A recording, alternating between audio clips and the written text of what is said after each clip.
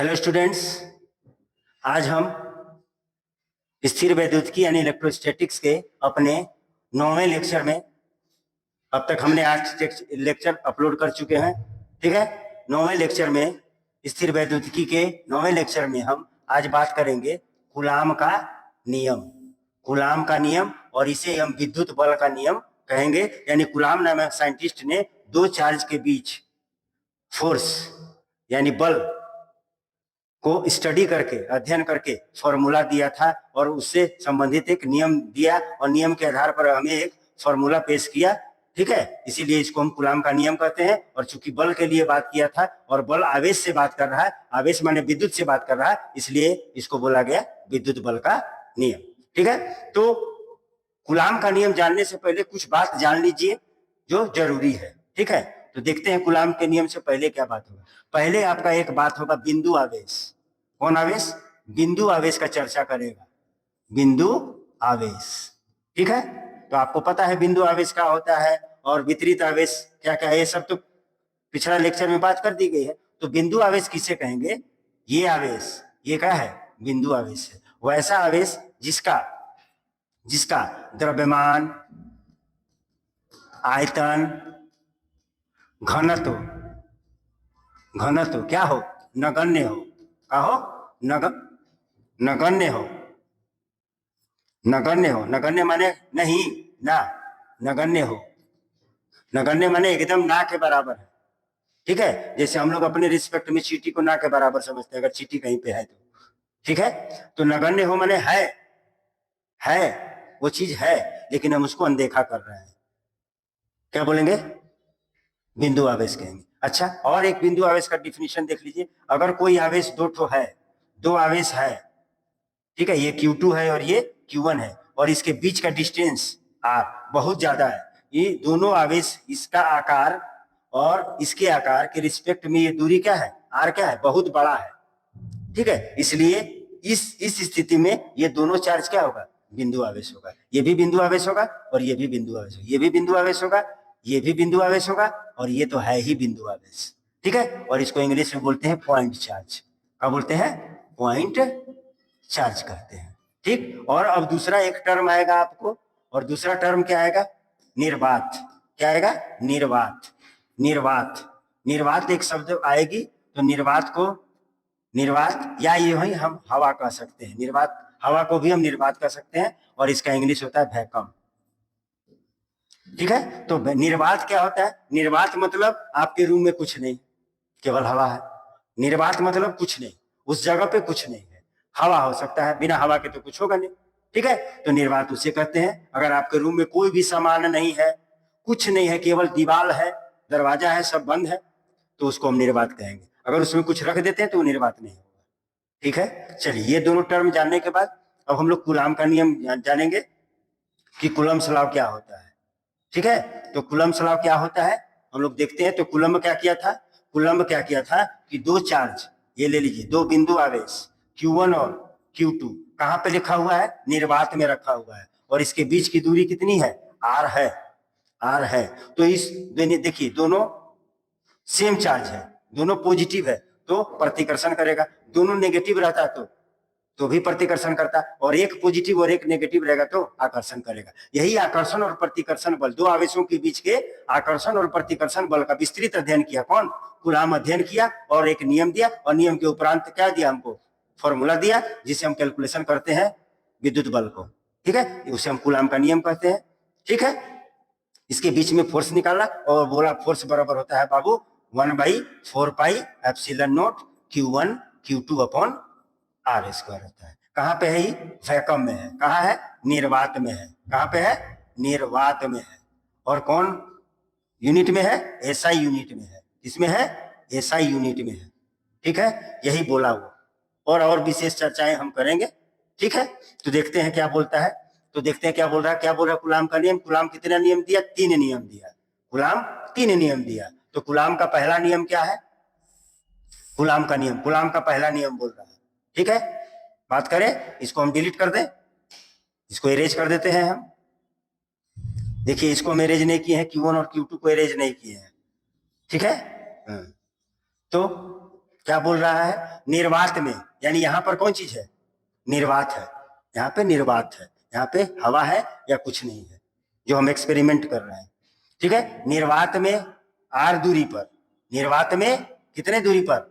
Are दूरी पर उपस्थित दो बिंदु आवेशों, दो बिंदु आवेशों Q1 और Q2 के बीच लगने वाला आकर्षण या प्रतिकर्षण बल। यहां पर तो अभी प्रतिकर्षण होगा, ठीक है, किधर लगेगा बल?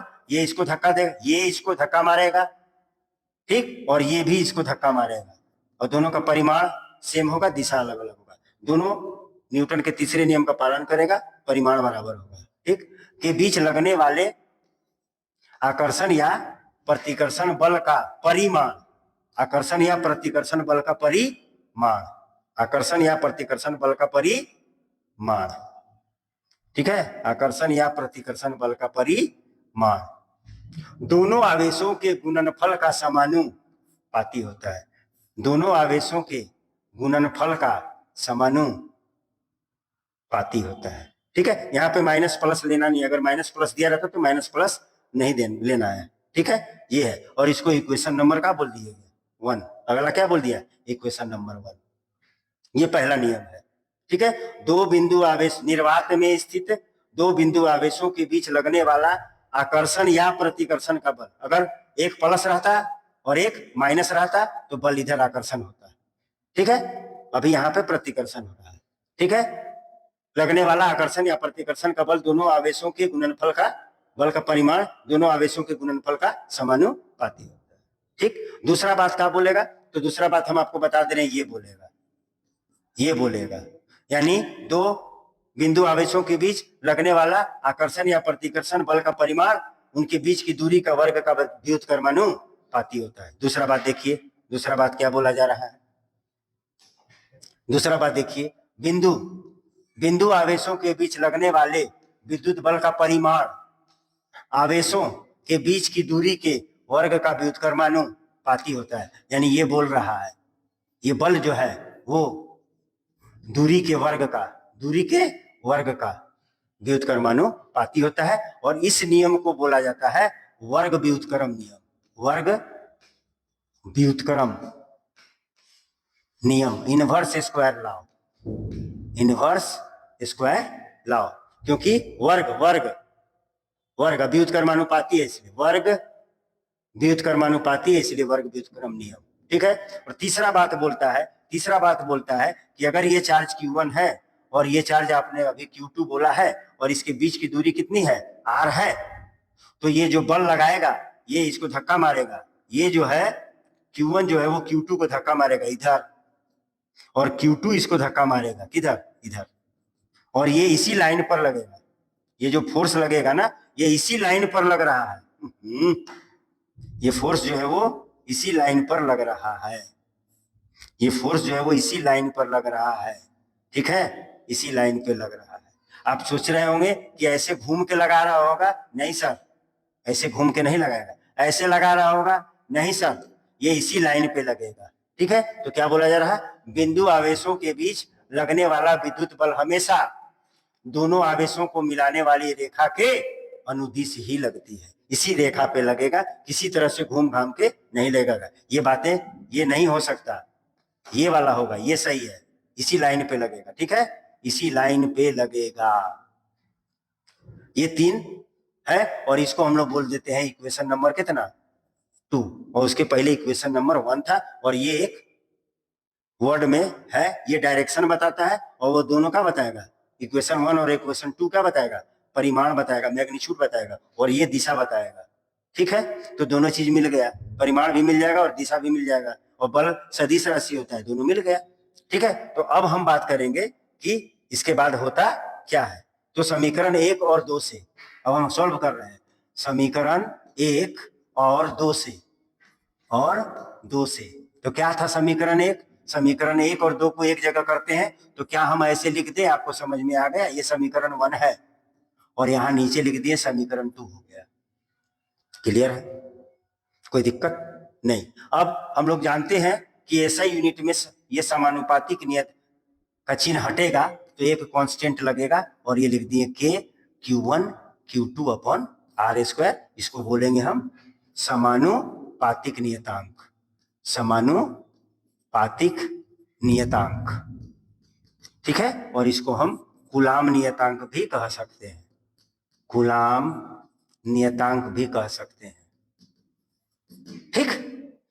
ये हुआ, ये आपका आया, ठीक। अब क्या हुआ कि बार बार एक्सपेरिमेंट किया, सेम प्रोसेस में बार बार कूलम साहब ने एक्सपेरिमेंट किया, ठीक है, एक्सपेरिमेंट किया और उसको जो फोर्स आया उसको टॉर्सन बैलेंस पर क्या किया, मेजर किया तो इतना का डिफरेंस आया, कितना का, 9 इंटू 10 टू दी पावर 9, यानी के का वैल्यू कितना रखना है, 9 into 10 to the power 9।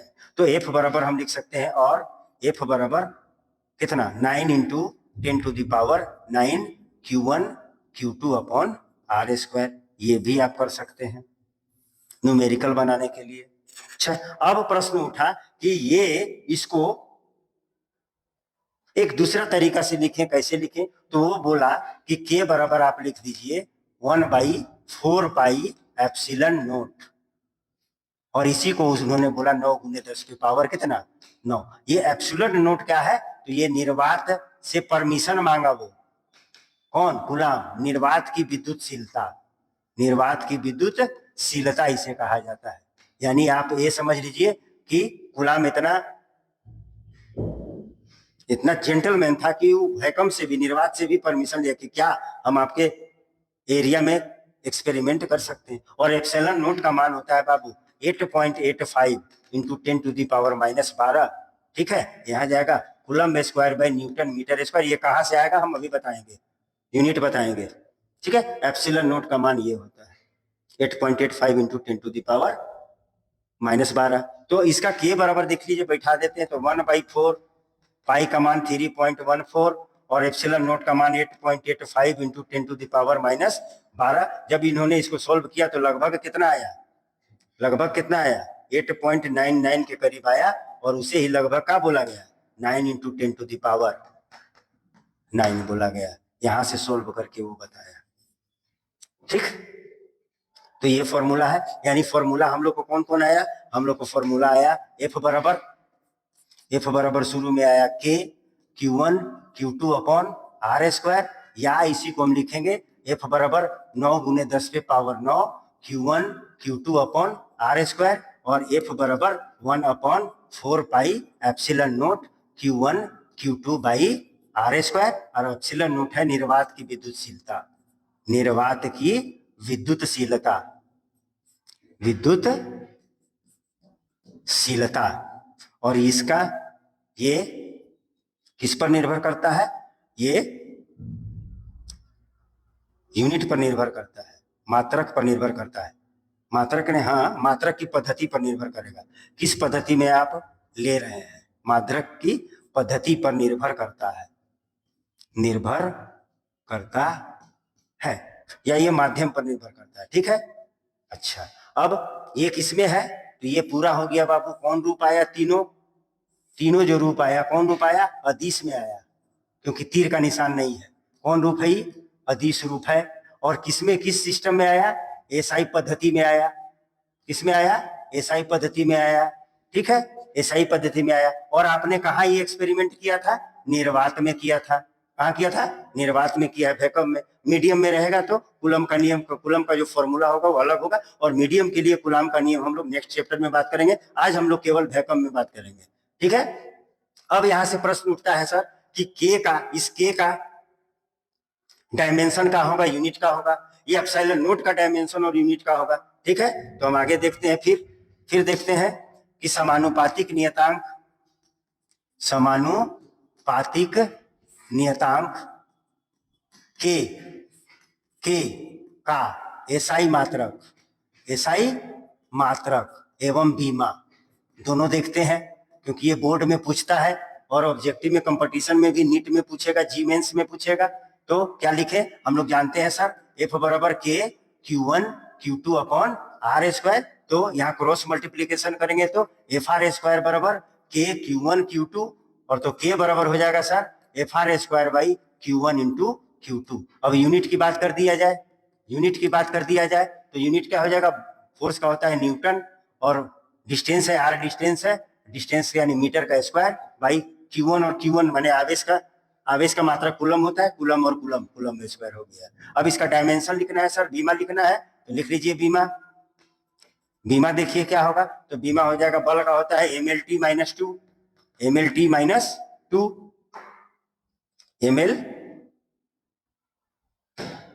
Minus two, ठीक है, MLT माइनस टू, और दूरी का L स्क्वायर, और चार्ज का होता है AT, और दो ठो है तो A स्क्वायर T स्क्वायर।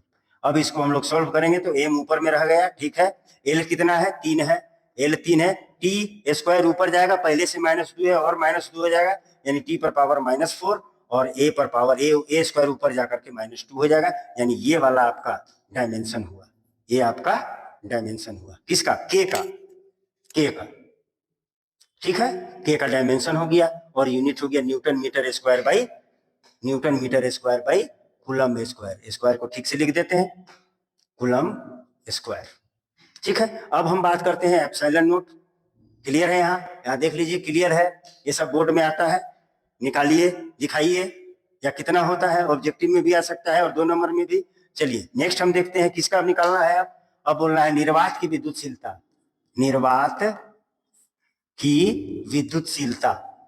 विद्युतशीलता यानी एप्सिलॉन नोट का एसआई मात्रक एवं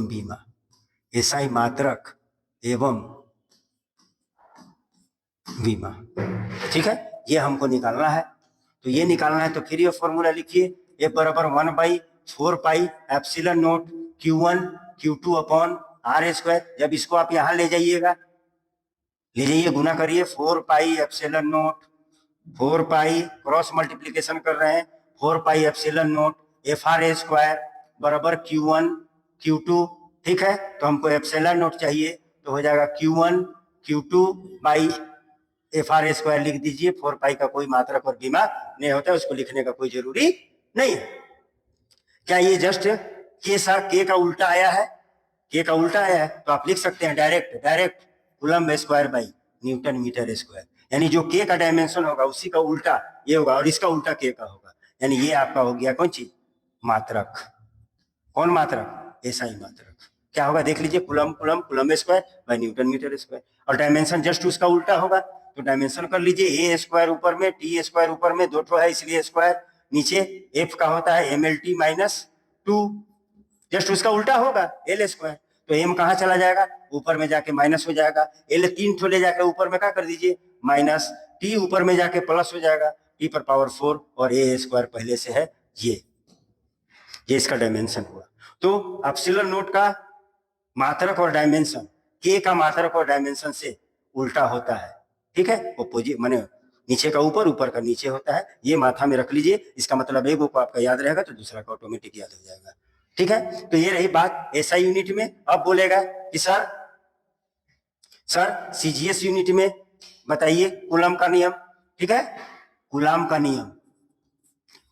नियम का सूत्र, कूलम के नियम का सूत्र, नियम का सूत्र किसमें, सीजीएस पद्धति में, ठीक। तो सीजीएस पद्धति में डायरेक्ट लिख दीजिए, कुछ के वो नहीं होगा, बराबर Q1 into Q2 by R square. Q1 और Q2 स्टेट कूलम में होगा, और R जो होगा वो सेंटीमीटर में होगा। Q1 और Q2 किस में होगा, स्टेट कूलम में होगा, और R कौन चीज में होगा, तो सेंटीमीटर में होगा, और इसका आंसर अगर लिखेंगे तो हम क्या लिखेंगे, डाइन, क्योंकि बल का ऐसा यूनिट का सीजीएस मात्रा का होता है डाइन, और इसके पहले वाला में जो हम लोग लिखे हैं बल का फॉर्मूला, उसमें क्या आएगा, न्यूटन। ऐसा यूनिट में बल का मात्रक न्यूटन, और सीजीएस में क्या होता है, डाइन, ठीक है। तो ये आपका सीजीएस यूनिट में कूलम के नियम का फॉर्मूला है, यानी दो आवेशों के बीच लगने वाला विद्युत बल का फॉर्मूला है, ठीक। यहां तक में कोई दिक्कत है, नहीं है। अब हम लोग आगे बढ़ते हैं, कूलम के नियम का सदिश रूप, ठीक है, कूलम के नियम का सदिश रूप। अभी तक तो हम परिमाण केवल देखे हैं, ठीक है। और अदिश रूप, परिमाण माने अदिश रूप देखे, अब हम लोग सदिश रूप देखेंगे। देखिए सदिश रूप क्या होगा। देखिए यही था, ये एक चार्ज था Q1 और यहाँ पर एक चार्ज है Q2 और इसका बीच का डिस्टेंस कितना है, R है। तो ये 1 है, ये 1 इस पर फोर्स लगाएगा, ठीक। तो हम लिखेंगे इसको F12, F12 यानी नहीं F21। क्या लिखिएगा, किस पर लगा रहा फोर्स, 2 पर लगा रहा। किस पर लगा रहा, Q2 पर लगा रहा। किस पर लगा रहा, Q2। दूसरा कलर से आपको कर दे रहे हैं। फोर्स लगा रहा है 2 पर, फोर्स ऑन 2 बाई कौन, 1 लगाया। और ये इस पर लगाएगा, तो इसको आपका लिखिएगा F किस पर लगा रहा, 1 पर। कौन लगा रहा, 2 लगा रहा। ठीक है, बात समझ रहे हैं। यहां पर आप लिखिएगा F किस पर लग रहा, 1 पर। कौन लगा रहा, 2। ठीक, यानी यहां पर हम इसको बोल सकते हैं Q1 पर Q2 के द्वारा बल, Q2 पर Q1 के द्वारा बल। और यहां पर क्या बोलेंगे, यहां पर बोलेंगे हम Q1 पर Q2 के द्वारा बल, के द्वारा लगाया गया बल, या बल जो बोलना लिख दीजिए, लगाया गया बल। वहां पर भी लिख लीजिएगा लगाया गया बल, ठीक। अब इसका फॉर्मूला क्या होगा, तो फॉर्मूला तो हम सर जान रहे हैं। F बराबर वो 1/4 pi epsilon not Q1 Q2 by R square, by R square. ये तो अदिश रूप है। तो सदिश कैसे पता चलेगा, दिशा कैसे बताइएगा, तो दिशा बताने के लिए एक इकाई सदिश होता है, और कुलम साहब बोले हैं कि इसी लाइन पे लगेगा, यानी R कैप लिखेंगे। और हम लोग जानते हैं सर 11th में जानते हैं, R कैप या कोई भी कैप रहता है तो इसको R वेक्टर बाई R लिखते हैं, या इसको हम लिखते हैं R vector by R vector का मॉड। दोनों बात ये दोनों सेम है, तो आप इसको लिख सकते हैं। वेक्टर में लिखना चाहते हैं तो F वेक्टर बराबर 1/4 पाई एप्सिलॉन नॉट, ठीक है। F12 लिखिए या F21 लिखिए, या इसको F ही रखने दीजिए, ठीक है। तो क्या लिख सकते हैं, F बराबर, अच्छा F21 लिख दें तो 21 तो किधर जाएगा, बल इधर लग रहा, तो बल इधर लग रहा है, तो किधर से आप जा रहे हैं, 1 से 2 की ओर जा रहे हैं, तो लिख दीजिए 1 2, यहाँ भी लिख दीजिए 1 2, और इसको बोल दीजिए 2 1। नहीं समझे, 2 पर लगा रहा, 1 लगा रहा, इधर ही डायरेक्शन होगा, R12 होगा, 1 से 2 की ओर होगा, ठीक है। तो ये वेक्टर फॉर्म हुआ, ठीक है। और इसको हम अगर लिखें तो आगे लिख सकते हैं Q1 Q2 बाई R12 पर पावर कितना, 3। यहां से या रुक जाइए, और आपको हम अच्छे तरीके से कर देते हैं। देखिए, तो आप लिख सकते हैं F21 बराबर 1/4 pi epsilon not Q1 Q2 by R12 का स्क्वायर। और इसको आप लिख सकते हैं, देखिए इसको आप लिख सकते हैं R12 पर वेक्टर बाई R12, और यही नीचे आके क्या हो जाएगा, मल्टीप्लाई होगा, जो हम लिखने चाह रहे थे। R21 बराबर 1/4 pi epsilon not Q1 Q2 by R12 पर पावर 3 R12।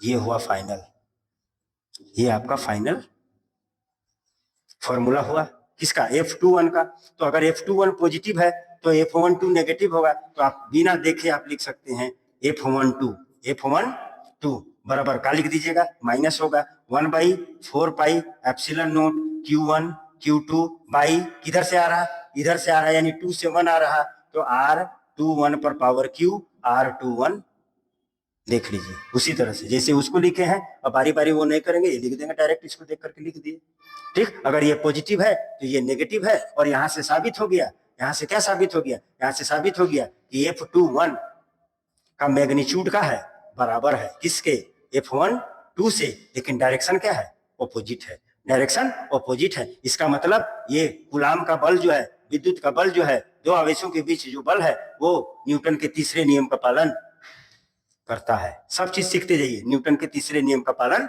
करता है। प्रत्येक क्रिया के बराबर और विपरीत प्रतिक्रिया, प्रत्येक क्रिया के बराबर और विपरीत, विपरीत माने माइनस, विपरीत प्रतिक्रिया होती है, ठीक है, क्लियर है। अब हम लोग देखेंगे इसका स्थिति सदिश रूप, कूलाम के नियम का स्थिति सदिश रूप, ठीक है। तो कूलाम के नियम का स्थिति सदिश रूप हम लोग अब देखने जा रहे हैं, ठीक है। और ये आज का ये टॉपिक जो है, ये लास्ट टॉपिक है, ठीक। और इसके बाद हम लोग मीडियम में कूलाम का फोर्स देखेंगे और विद्युत बल देखेंगे। तो कहा है स्थिति सदिश रूप, तो देख लीजिए यहाँ ले लीजिए एक वाई एच और इसको बोल दीजिए एक्स एच, इसको एक्स एच और इसको वाई एच, ये मूल बिंदु है। मान लीजिए यहाँ पर है Q1 और यहाँ पे है Q2 और इसका ओरिजिन से दूरी है, मूल बिंदु से दूरी है R2। R2 का पोजीशन वेक्टर है, स्थिति सदिश है, और इसका स्थिति सदिश है R1 वेक्टर। ठीक, और फोर्स तो इसी लाइन पे लगेगा, फोर्स तो इसी लाइन पे लगेगा। आप इसको बोल दीजिए अपने मन से R, इसको क्या बोल दीजिए R। ठीक है, क्लियर। तो ये इस पर फोर्स लगाएगा तो ये हो जाएगा बाबू F21, F21 दो पर 1 लगाया, और ये इस पर फोर्स लगाएगा तो ये हो जाएगा F12। अब हमको F12 और F21 लाना है। ठीक है, तो आप ट्रायंगल रूल जानते हैं, आप ट्रायंगल रूल जानते हैं। अगर हम इसको A बोल दें और इसको क्या बोल दें B बोल दें, ठीक है, तो हम निकालना चाह रहे हैं F21, F21 निकालना चाह रहे हैं। ठीक है, तो हमको मालूम है यहाँ तक 1/4 pi epsilon not Q1 Q2 F21, यानी 1 के द्वारा 2 पर फोर्स तो किधर जाएगा, 1 से 2 की ओर जाएगा, यानी R12 पर पावर Q और R12 पर वेक्टर। नहीं समझे, यही तो वेक्टर फॉर्म है। ठीक है, अब पोजीशन वेक्टर में आ जाइए। फ्रॉम ट्रायंगल, त्रिभुज किससे, OAB से, त्रिभुज का योग नियम आपको मालूम है, ये इधर आ रहा है बेटा, ये इधर आ रहा है। ठीक, तो क्या लिखेंगे R1 वेक्टर, ये इधर और ये इधर जुट जाएगा, जुट जाएगा, तो R1 vector plus R vector बराबर, और इसको हम क्या लिख सकते हैं, अब हम लिख सकते हैं R12। नहीं समझे, R12 इधर जा रहा है। ठीक, बराबर कितना, ये उल्टा वाला होता है आपको, तो R2 वेक्टर होगा, यानी हमको चाहिए R12 वेक्टर, क्योंकि R12 वेक्टर है तो हम लिख सकते हैं R2 vector minus R1 vector. ये आपका यहाँ पर वहां बैठाने में आपको काम देगा। तो आप लिख सकते हैं F21 को आप लिख सकते हैं 1/4 pi epsilon not Q1 Q2 upon R12 देखिए ये तो R2 vector minus R1 vector, इसका परिमाण लेना है, याद है करिए, यहाँ पर लिखवाए हैं। ठीक है, और यहाँ पर हो जाएगा R2 vector minus R1 vector, ये आपका F21 आया। ठीक है, अब आप लिख सकते हैं F12 वेक्टर, इसी को देखकर इसी प्रकार आप देखकर लिख सकते हैं। क्या लिख सकते हैं, 1/4 pi epsilon not Q1 Q2 पाई। जब आप इस पर, इसके द्वारा इस पर ले रहे हो तो ये एरो इधर जाएगा और ये जुटेगा और ये बराबर होगा, तो फिर अब ये उल्टा हो जाएगा उसका, अब R1 माइनस R2 हो जाएगा। ठीक है, तो हो जाएगा R1 vector minus R2 vector का मॉड पर पावर कितना, यहाँ पर 3 होगा भाई, भूल रहे हैं हम 3।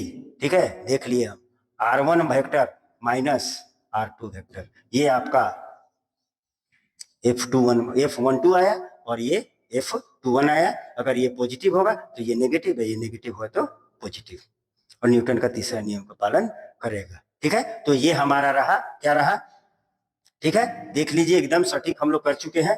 ठीक है, कहीं पे गलती नहीं है, कहीं पे गलती नहीं है, सब जगह हमने ठीक किया है।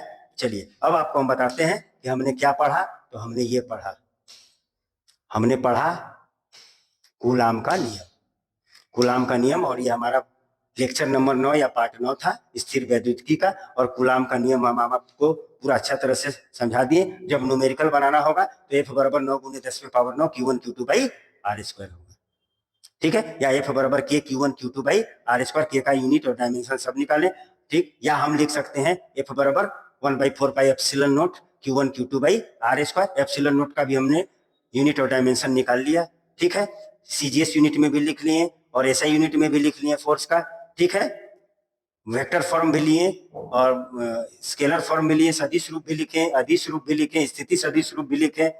ठीक है, तो ये हमारा रहा कूलाम का नियम, और इस पर आप चाहेंगे तो सवाल आपको बनने लगेगा। अब हम नेक्स्ट लेक्चर में पार्ट 10 में हम जो बात करेंगे उसमें हम माध्यम की बात करेंगे। अभी हम किस में बात किए हैं, पूरी निर्वात में हम ये एक्सपेरिमेंट का बात किए हैं, कूलाम निर्वात में जो एक्सपेरिमेंट किया था उसका बात किए हैं। अब हम इसी एक्सपेरिमेंट को कहाँ लेके जाएंगे, मीडियम में लेके जाएंगे, और मीडियम का खेला खेलेंगे और उसका फॉर्मूला फिर अलग आएगा। उसके बाद हम लोग न्यूमेरिकल देखेंगे। ठीक है, तो हमारा लेक्चर देखते रहिए, हमको लगता है कि बहुत अच्छा होगा। और लोग हैं जो हाइपर बना देते हैं, आपको पूरा कंफ्यूज कर देते हैं, ये करो वो करो, बहुत भास्ट है, ये है वे है, आपको डरवा दिया जाता है और आप डर जाते हैं और आप एकदम हड़बड़ा जाते हैं। हड़बड़ाने की जरूरत नहीं, आराम से देखिए।